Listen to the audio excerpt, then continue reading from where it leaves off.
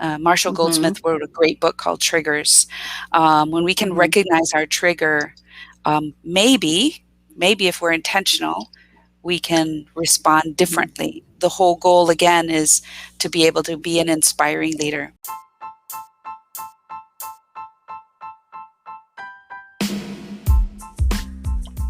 Hi, good morning, everyone. Welcome to season 6 of the 15-ish minute coffee chat, a conversation providing tips for every entrepreneur and business owner.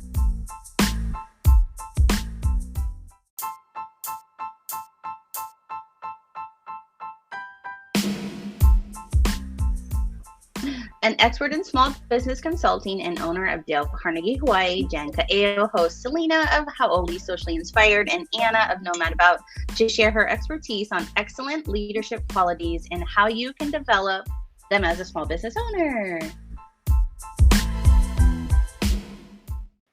Yes. Hi, everyone. Okay, guys. Happy Monday. Yeah. If it looks a little different, if you are watching this on video and not in our podcast, I have a different environment today because I am back home in Hawaii, and I'm so excited. So it's early today, and our guest is from Hawaii, so I'm super excited about that. So hi, Yeah, Anna. we are super excited about our guest today, Jan Kaeo, that comes from Dale Carnegie. We're going to tell you all about her. Before we jump into that, though, just a really quick recap with last week's guest. We had a great guest last week, don't you think? Oh yeah, super awesome. Yeah, amazing conversation. I could say 10. Yeah, amazing conversation with Janae, just about like getting out there with social media, being present in your business, like really like just doing all the things that you need to do to make yourself successful, even if you're not quite certain how exactly to do it, which I think is something that every owner, business owner, every entrepreneur has experienced at some point in their life, right? Yes, 100%. And I think, when we talked about it, it's just all about being present when you can, but it's the same struggles whether you're a geologist, you're Miss America, you're a teacher, a therapist. That is the same struggle that we all have, is that we know in today's market you have to use social media to kind of like market yourself, right? So exactly. And yes, exactly. Those 4 titles are people that have been on our show, you guys. So it's like, yes. Yes. That's right. Anyway. A geologist, Miss America. Yes, it is 4 titles of people that have been on our show, which is awesome. Right. So today's topic is all about leadership, and we're kind of doing a little bit of a different format. So let's just start really quick with asking our first question. Anybody who's watching us right now, like, are you a good leader? Do you consider yourself to be a good leader? Pop your answers in the answer in the comments, because I'm really curious, like, how you view yourself. Now, I'm a solopreneur, right? Like, I run my own business. I don't have any employees. It's just me, myself, and I that does all the work. So am I a good leader? Do I consider myself a leader at all? Like, these are big questions. And do you need leadership skills if you don't have employees? Like, we're going to touch on some of this today with Jan. So I'm super excited about that. Yes. She's the perfect person. Seriously. Like, I'm excited. And I just know the answer I know how she'll answer that question to you, Anna. But, okay. So you guys, our call to action's down there. Tell us in the comments so Jan can see some of it while we're live. If not, we'll make sure she sees it after. But do you consider yourself a good leader? Okay. Well, let's, I guess, like, I'm going to bring up her bio so you guys can get to know a little bit about who Jan is. Anna, I'll let you read like the first paragraph. I mean, okay, So Jan assists individual teams and organizations to increase their effectiveness through executive coaching, consultation, and workshops. She supports organizations in facilitating change, increasing productivity, and improving quality. All things everyone needs, organizations big or small, change, productivity, quality, all the kind of stuff. So we're super excited to have her on with us today. I'm going to let you just read her bio, but I do want to point out 2 things. She was the 2020 Small Business Leader of the Year, recognized by the Pacific Business Journal, and the 2020 Millennium Club recognized by Dale Carnegie and Associates. So this is not some small fry like lady. We're talking about somebody who's got some power behind her words. She's got experience, awards, and recognition, and she knows what she's talking about, right? Yes. We're so excited we get to share her with people today. Like, you know, and I say this all the time, like when we ask guests to come on, we are intentional on who we ask because we know we want to provide value to people that like listen in because that's your time. And, we always are like, please say yes, please say yes. And so I'm just excited that Jan said like, of course. And, just before we came on, she's like, I'm so happy to support you all. So you guys are in for a treat today. So I will take this down, Anna. And I guess let's bring Jan in. Hi, Jan.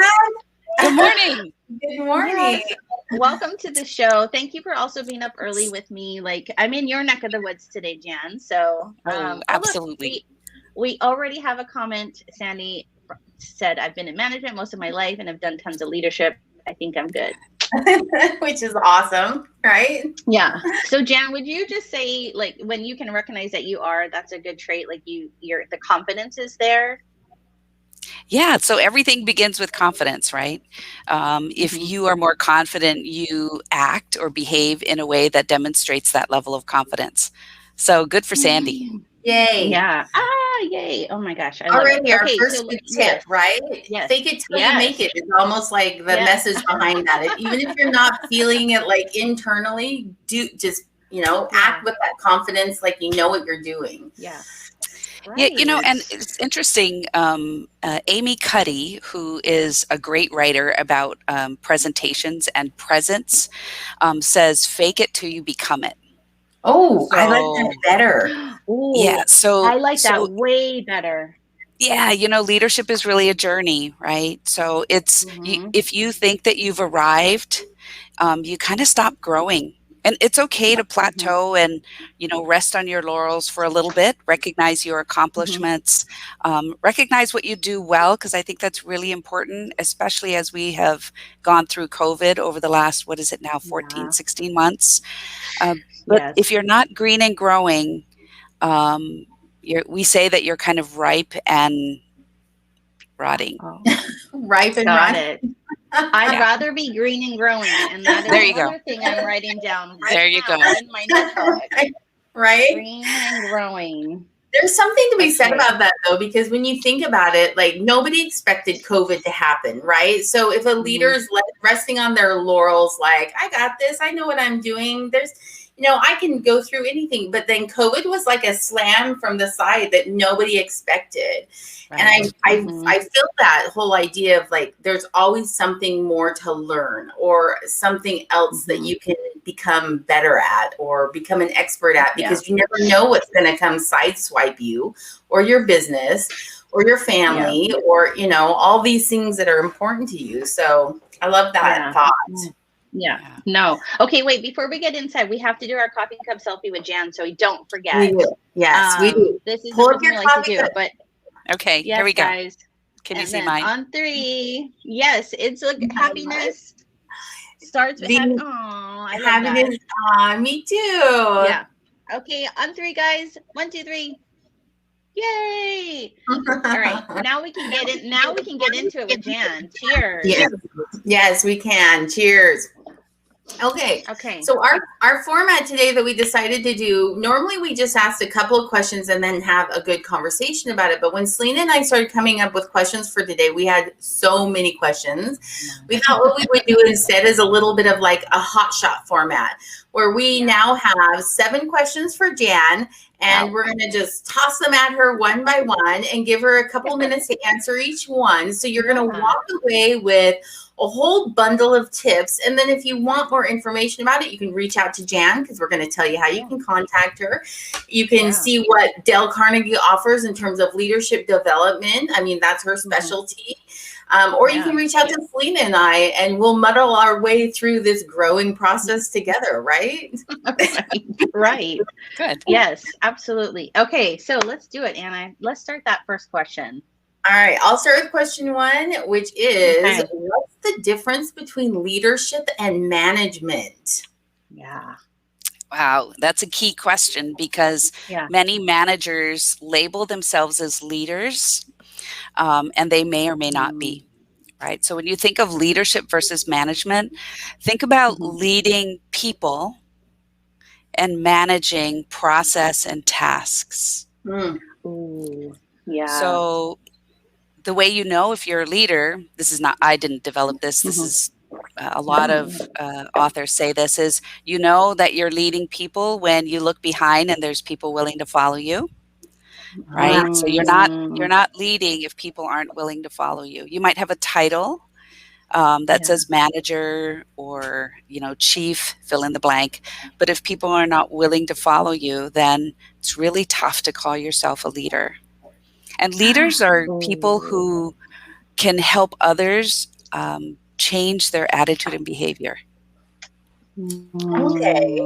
So management is changing processes and tasks. Leaders is changing people and mindsets. Yeah. I love that.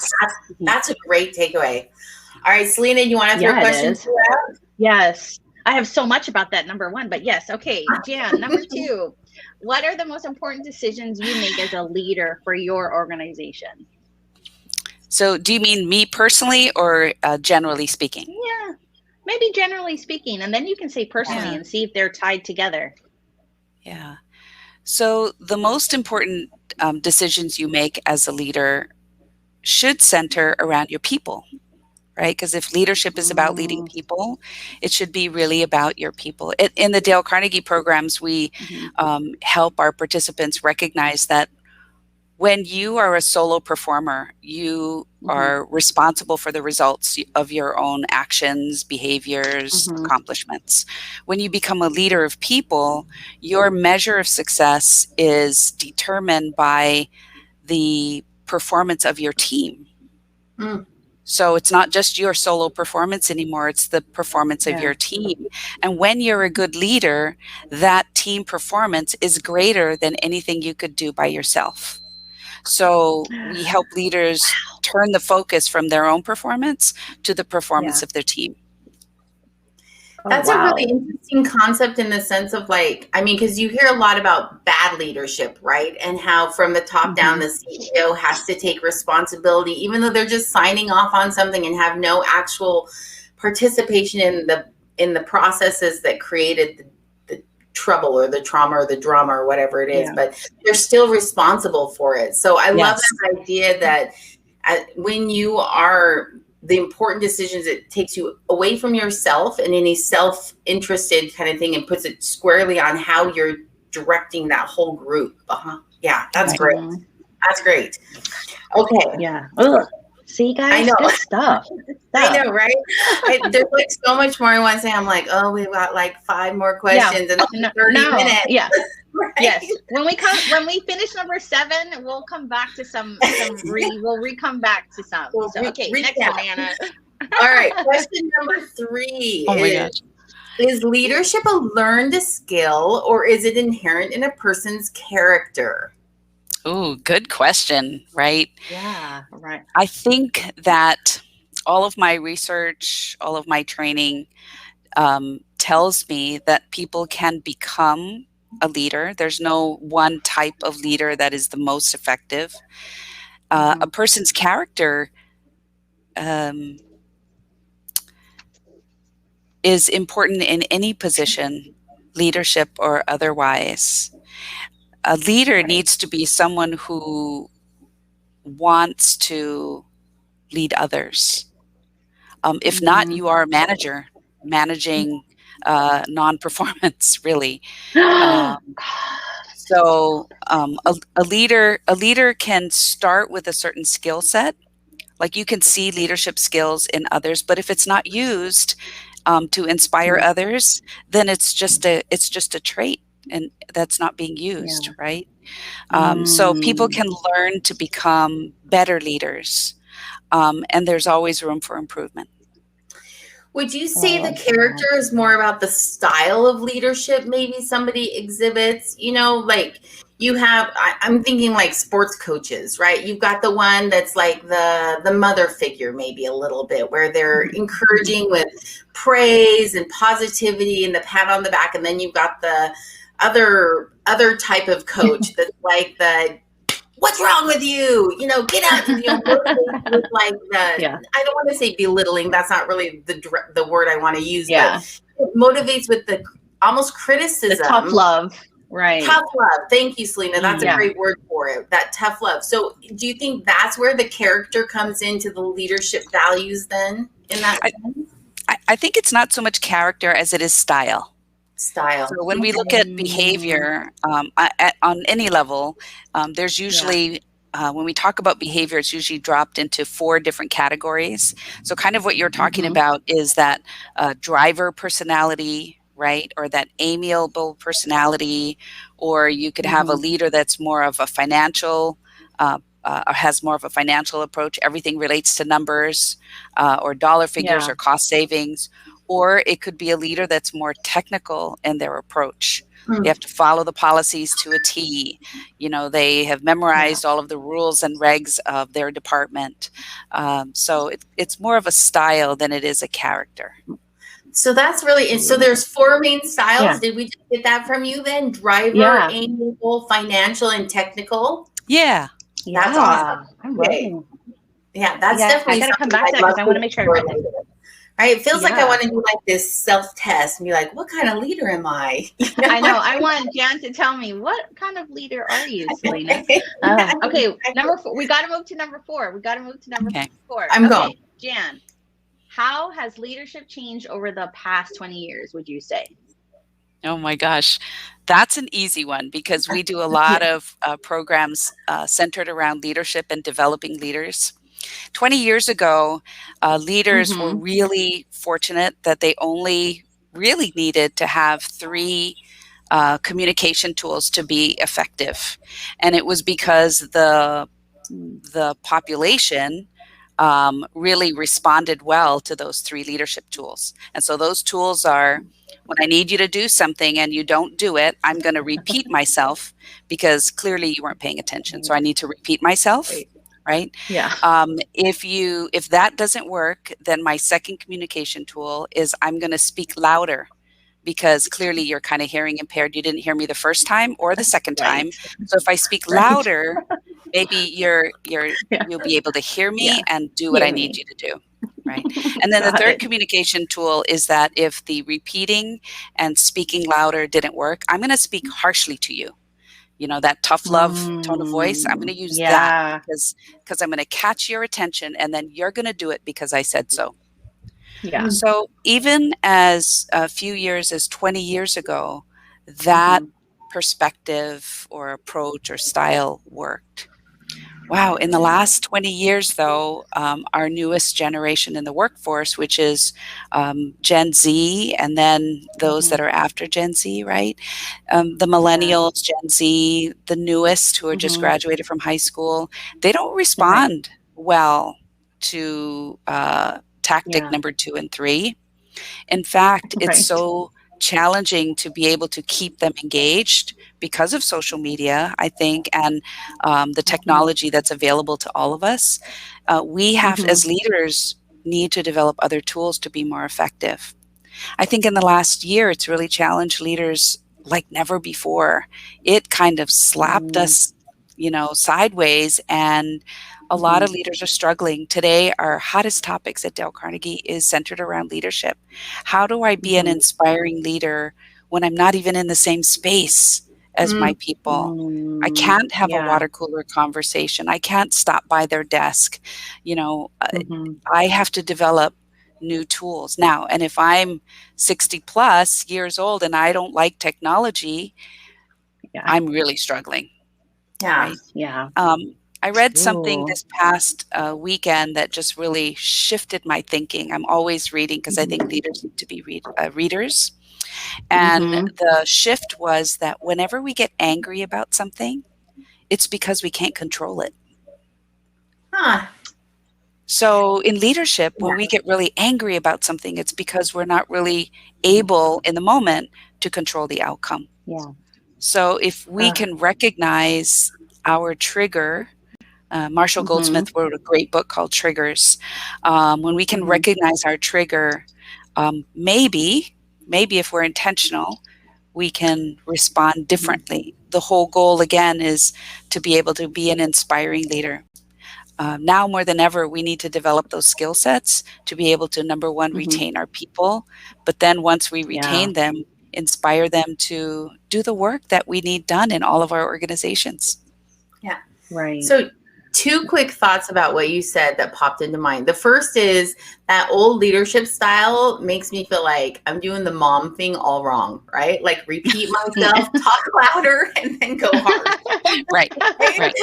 So I'm like, oh my gosh, I totally see that pattern when I'm talking to my children and they're pretending I don't exist, right? That was one of the first thoughts. So, but the second thing was, I feel like we should have like a question 8, which is, how do you inspire people when you're not in the same space? And having a remote workforce makes that very difficult. And remote workforce isn't going away now. Right. There's a lot of companies that are allowing people to make choices to stay home because they've seen that you can be effective, you can be productive, some even more productive and more effective by allowing that work from home opportunity. So, maybe we'll come back to that at the end, but that is a really interesting question that I hadn't even thought about until you mentioned it, in that changing leadership styles over the past 20 years. Really is. I mean, and that's just the last year and a half. Right. That's not even 20. So, right. So, yeah. Okay. Yeah. All right. Selena, you ready to ask question 5? Yes. Yeah. Okay, Jan, how does leadership influence employee performance and learning? Oh my gosh. This is probably ice water on all of our faces. Our organizations reflect the skill set of our leadership. An organization reflects the skill set of our leadership. So, talking about the previous question, when you have a leader that's inflexible, that especially in the last year and a half has not grown, what will happen, maybe not right away, maybe not in month 1, 2, or 3, but what will happen is the performance starts to drop in that organization because the leader stops growing. The leader stops seeing the possibilities of moving forward at the organization, and its performance metrics reflect that. Example, if we're a solopreneur, right, it's our income level. If we feel stuck, we don't move with the same ease, right? And we don't perform. Our checkbook reflects that lack of growth. So a leader needs to be the person that casts the vision. Even if you're leading just yourself, Anna, you said you're a solopreneur, right? Even if you're leading yourself, if your vision isn't clear about where you're going, like you feel stuck, like we have for the last, 14 months, then it's reflected in our performance. Same thing if you have a team. If you're stuck, your team reflects who you are as a leader. And if learning isn't a part of that, right? I think it's really important as a leader to always be filling up your cup, because you're always giving it out, right? You're helping your team. If you are others focused, you're helping others develop and grow. You need to fill your cup too, because if you give everything that you are, then you have nothing else to give. Right? So you always have to be, filling up your own cup. And I don't know if your parents told you this, but they told me this all the time when I was growing up. You are like the people you hang around with. So if you're hanging out with people who aren't growing, it rubs off on you, right? And it's not that they're bad people, right? But it rubs off on you, and you become like the people you hang out with. So I like hanging out with you guys, because you guys are green and growing, right? We're looking for how can we do more? How can we become more? And there's greatness in all of our people. Our challenge as leaders is, how do we find out what that is, what motivates them, and bring that out? Because when people are motivated by what's important to them, they perform better. They Yeah. show up better. They inspire others. You know, it's like a drop in a pond, Yeah. and it ripples out. Yes. Okay, Yes. Oh my gosh. so Yeah, that so is so true. can I just I'm going to go off script for just a second because I'm really curious. When you find yourself in that moment where you're not growing and you're stuck and you're looking at your business and you're looking at, you know, your people and you're Right. like, okay, so leadership is stagnant, right? Mhm. What would be your number one tip? What do you do next? Like, what would you tell someone to do? What's step one for getting out of that rut? So step one would be to stop doing what you're doing. Okay. That was Step simple. back. Yeah. Step back. Yeah. Right. And this is what happened with me in COVID. My entire business went Mhm. from best month ever in 10 years to 0. Oh, no. Devastating, devastating, devastating. Yeah. I said, oh my gosh, do I need to go get a job? What would it be like for me to collect Yeah. unemployment? Gosh, would they even approve me because I'm an entrepreneur? All of those things that keep you stuck. Right. So instead, you stop what you're doing, take a little break, right? Mhm. That might be Yeah. take the rest of the day off if you're the leader, Yeah. and go to a place where you start thinking, what if? Mm. And what can I do to move forward? Right? You're either going backward, Yeah. you're staying the same place, or you're moving forward. You got to keep moving forward. Yeah. You cannot allow Yeah. the environment to put you on, to put the brakes on.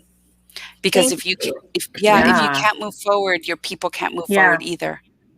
I love that recognition of Right. those three things. You're either going backward, you're staying stagnant, or you're moving forward. There really is no other option. Yeah. I mean, you could sideways, but that's Right. really kind of stagnant. You know, that's Right. not really going Right. anywhere. But okay, I love that. All right. Yeah. Definitely a good and food for thought. Yeah, and remember, it's the leaders. No, yeah. It's the leader's responsibility to cast vision, to show the people where they're going, right?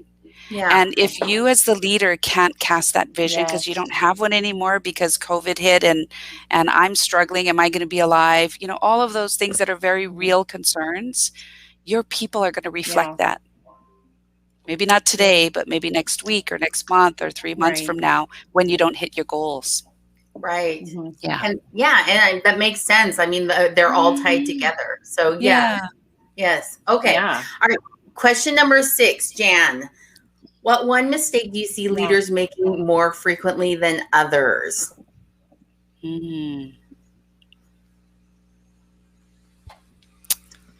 She's like, oh, there's so many. There are many. There are many. I know. She's like, many. Let me pick one. I think it's very easy for leaders to pretend that everything's just fine. That we just keep moving. We just keep moving, and we're going to do the same thing that we did. I spoke to a leader last week, and that leader said to me, everybody needs to come back to work. They need to come back to work because, and there's no different reason other than before the pandemic, we all worked in the office. And so it's the leader's comfort zone that everybody needs to be in the office. Right. Right. Nothing wrong with that, except the workforce doesn't want to come back to the office. Right. They don't feel safe there yet. They don't feel safe. Right. Yeah. Right. And so, you know, physiologically, as we get older, if we don't stretch, we get rigid. Right. And when you don't stretch, you break. Yeah. Or in this case, in leadership, you break your people.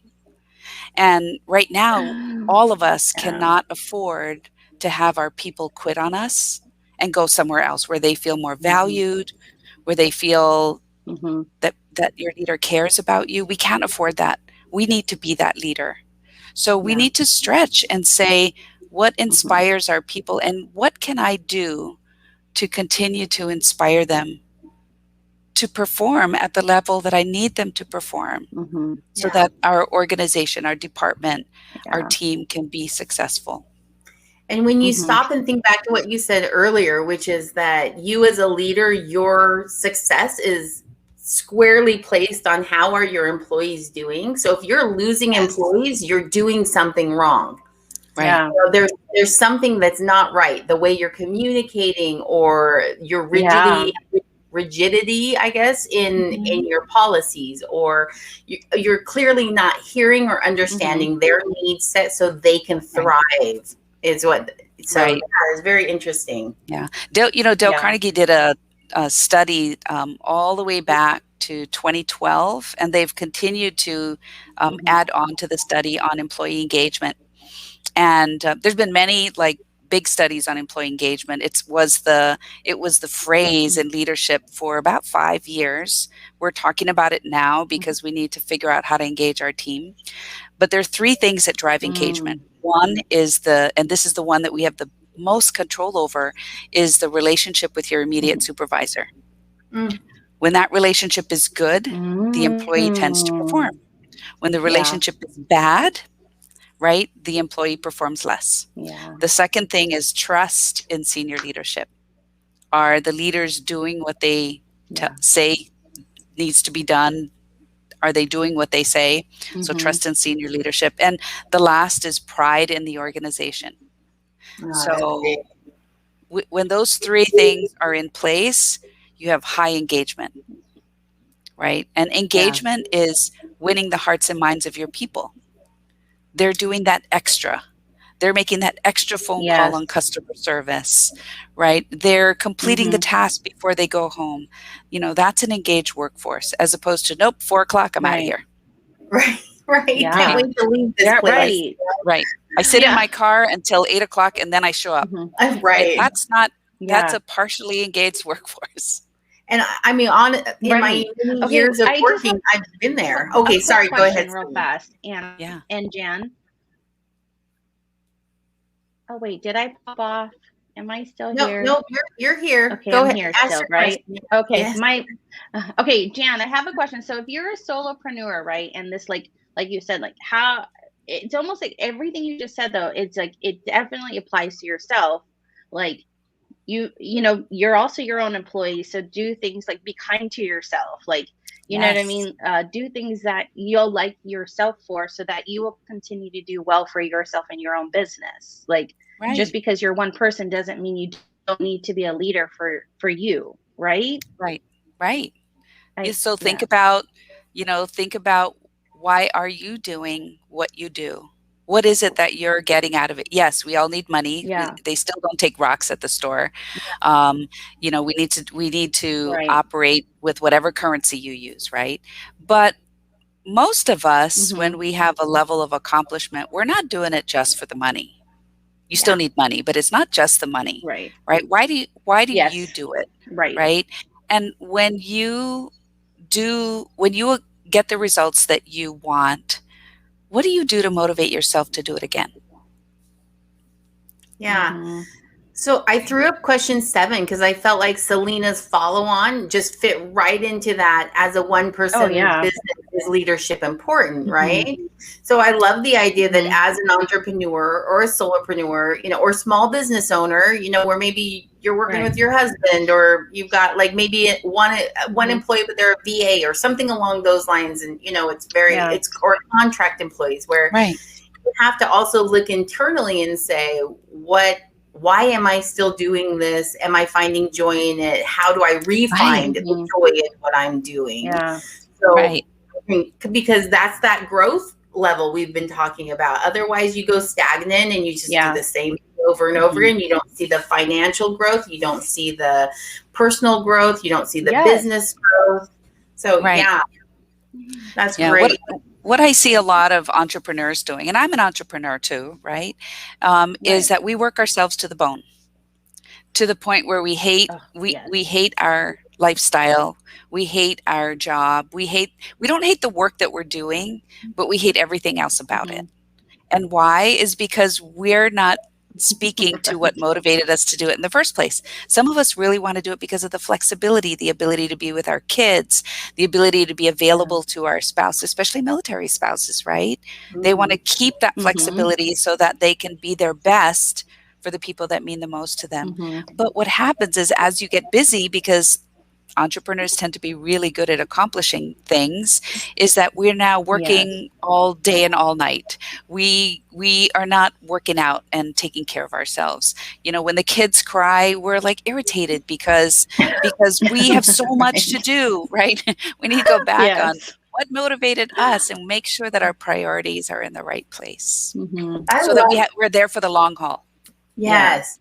Yeah. I feel like it's like almost like an every 6 month or every quarter check-in you kind of have to have with yourself, where you do stop and say, because recently I just deleted some services off of my business for this very reason. Flexibility was a huge thing for me. That was it was one of the reasons I wanted to do this. And I'm like, I don't even have time to sit with my kids for an hour and help them with their math work, or, you know, whatever it is that I wanted to be there for them for. And so, that's so good. That, I mean, it really, I feel like you're talking directly to this woman right here. You're talking directly to right now. No. Well, you know, I mean, really, you've reached to be longer. I know. Right. You've reached a level of success, Anna, when you can begin to say no. Yeah. And well, also, so I have this great mentor that I absolutely love. But one of the things she also reminded me, she said, you pick and choose the things that you really love that help you keep that joy. You don't have to offer every service. You can contract that out to someone else. You can tell them, like you said, you can say no. You can say, no, this is not something I do any longer, or that I provide any longer. And I forget that, because I'm a very customer service minded. So I want to make sure that they get everything they possibly need. And I know I can do it, but my time doesn't allow for it. So I think that's something that we do fall into as entrepreneurs, you know, small business owners, where we think we can give them everything they need, but the end result is we're miserable. Right. You know, we might be making money, we might have a profitable and growing business, but we are miserable. And that's when you're going to see that backlash of bad leadership, I'm going to call it, come into play, because we're not caring for ourselves. Right. So, yeah. And we often take it out on the people that matter to us the most. The people that we say are the most important to us. Those are the ones that we end up taking it out on, which is not what we want to do. But those are the people that we are the most real with, right? Yeah. I'm thinking back to that conversation we just had, where it's, I'm going to repeat myself, then I'm going to speak louder, then I'm going to say it harshly. Right. Oh my gosh. Right. We're going to make some changes in all aspects of our life. Okay. I don't mean to move us along, but we're near the end. But Jan, I feel like you need to come on like again at some point, because you are dropping so much good like knowledge here that I'm like, I feel like you're my a leadership therapist. Do you know what I mean? Like, that's what you should be called. I do feel like I got a little leadership therapy this morning. I'm like, oh my gosh, I got some changes to make. Yes. Yeah. Well, both of you brought up something really, really interesting, and that is mentorship. Right? Leadership therapy is another word for mentorship. I think every leader needs to have a mentor. Yes. And not someone who wants to have a job with you, because personally, my philosophy is when I take on a mentor client, a consulting client on one-to-one, like executive coaching, I'm very clear that I'm here for an assignment. The evidence of my effectiveness is that you don't need me anymore. Yeah. Right. I don't want a job. I don't want a job that you're going to pay me X dollars an hour forever. I want to help you get to the next level. And then I want to let you go and be successful. Now, you could always come back with a new challenge, but the goal is, start to finish. And then you're confident that you can move on your own and continue to grow. And Yeah. I think everybody Wow. needs to recognize or have mentors. I have just before COVID, which I find so interesting that I did this before COVID, is I had a mentor that I paid for myself out of pocket and talked to him every week for an hour for almost 2 years. Wow. I really needed to grow and I couldn't do it on my own. Wow. I have another mentor that I tie into about once a quarter. I haven't talked to him in 6 months, but usually once a quarter, and it's about a 3-hour session going over my goals, what I'm doing, how I'm doing it. And based on his expertise, he really guides me to the next level. And then I don't really need to speak to him probably for another 3 or 6 months. Right. I've also, during COVID, really tied into podcasts like this one, Yeah. who can feed me information and concepts and ideas, help me to think differently, to be able to continue to move my team forward. The big challenge is that if there's no interaction, you're dependent on your ability to receive and process information accurately and then apply it accurately. Yeah. So sometimes that works and sometimes it doesn't. So you have to be recognizing when it doesn't. I really, this is one of the reasons why I love LinkedIn as a platform, is because I feel like people can put their thoughts out there and then you can comment back and forth and really dig deep into some of the topics and ideas. And I say LinkedIn because it's mostly focused on professional growth, right? As far as a platform. But also, like, I think Clubhouse offers also an opportunity for you to have input and ask questions about topics that really interest you. So there are some really good social media platforms out there if people are looking. And then I also just want to throw out for anybody listening right now, like if you're a military spouse specifically, there are a couple of mentorship programs available to you right now for free, like no payment, people that are just willing to help military spouse entrepreneurs grow, because this is such a huge area of conversation right now. The fact that, you know, when you move every 2 to 3 years, you don't have the opportunity to maintain a 20-year professional career. And so they're developing these programs for military spouses to help them through this process of figuring out how to become a leader, how to grow a business, how to manage a business, like all those things that are available.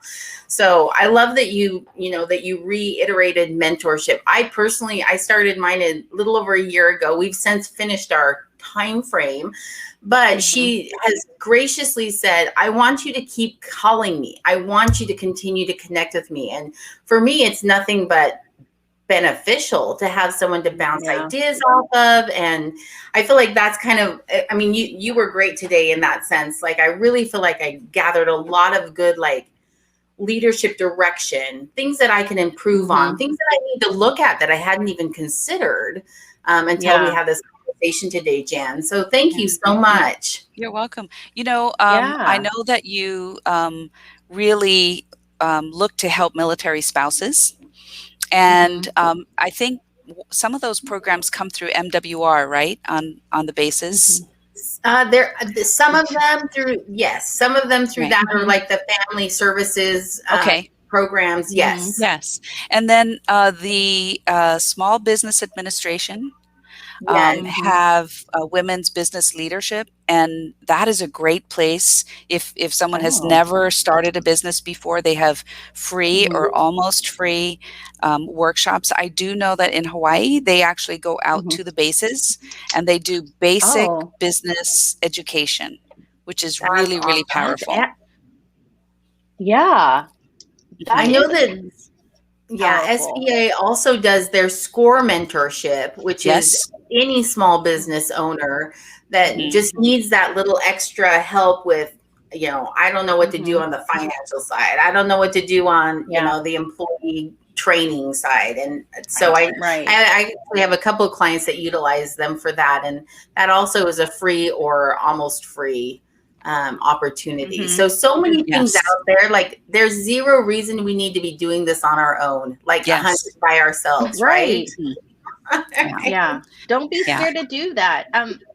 I do want, okay, I want to pop up Jan, because I think people are going to be really interested in how they can find you. So let them know where you would love for them to connect with you, if not just LinkedIn. Yeah. So yes, I'm a big fan of LinkedIn. I've learned so much from the platform and recognize the ability to build a network far beyond the reaches of where I live, and reaching into different levels of expertise in business, in things that I'm interested in, and in life. So I highly recommend connecting through LinkedIn. But I'm available. It's very easy to find me. I'm on social media. My email is very easy to find. It's jan.kaeo@dalecarnegie.com.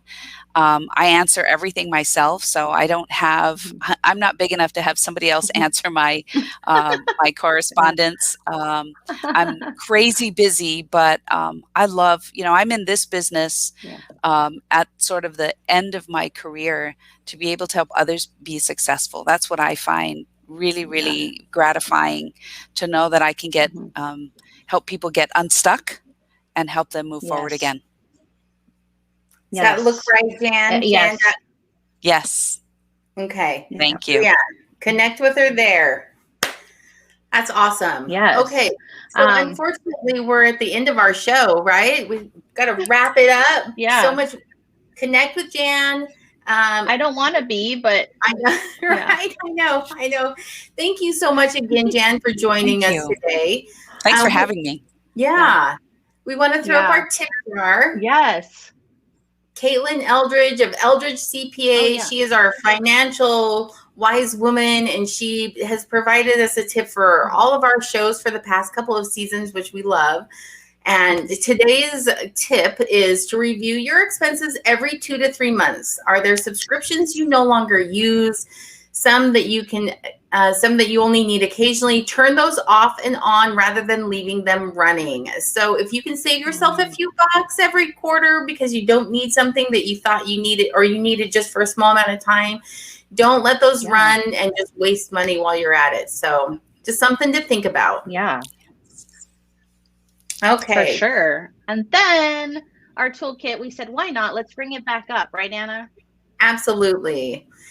Last week, we talked about social media, and we created an 8 things to do daily social media checklist. And this is for anyone that is on any social platform. It just gives you some general tips that you should think about every single day. And it should take you less than a half an hour to an hour to do your social media if you follow this consistently. So you can catch it on our resources page on the selena.com website. Yay, we love our website, which is not quite built yet, but it's coming. It's coming. Okay, so next week, I want to throw this out there. Next week, we have Amy Upcraft. She's with the Veteran Spouse Project. Amy is someone who took a passion and turned it into a nonprofit business. So she is a playwright, and she has now developed this beautiful program for active and retired and veteran military spouses. And we're going to just talk about that process of when you love something and you have this massive passion for it and you create something beautiful, and then like just that next step, where do you go with it? What do you do with it? How do you make it like build into a business for yourself? Right. Right. And then last but not least, of course, find us on selena.com, share, like, and subscribe on any of the podcast platforms, or you can go to our YouTube channel. We would love for you to subscribe there. We're almost to our 100 subscribers, people. Please help us out. Yes. So if you're listening to the podcast, you will see the YouTube link for Jan's episode in the description. So make sure to click it so you can actually watch the show, because we think it'll be fantastic. Yes, absolutely. Thank you again, Jan, for joining us today. Thank you for everyone that tuned in live. And if you're catching the replay, make sure and leave us a comment and let us know that you watched. Yes. All right. Thank you so much, ladies. Much success to you. Aloha. Thank you, Jan. Aloha. Aloha. Bye.